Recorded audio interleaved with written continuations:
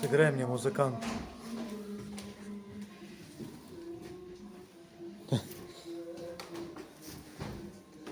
Фазиль Сай. Окей.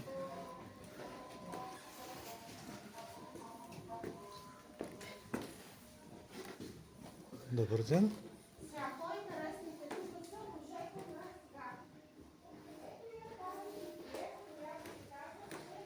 Добър ден.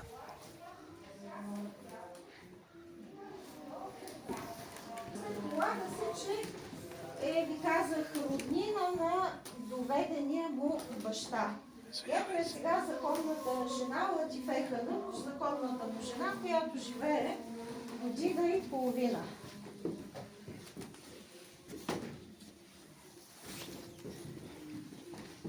За нея казват, че му е военната жена, продължение някъде около 4 години и половина, нали с нея живее.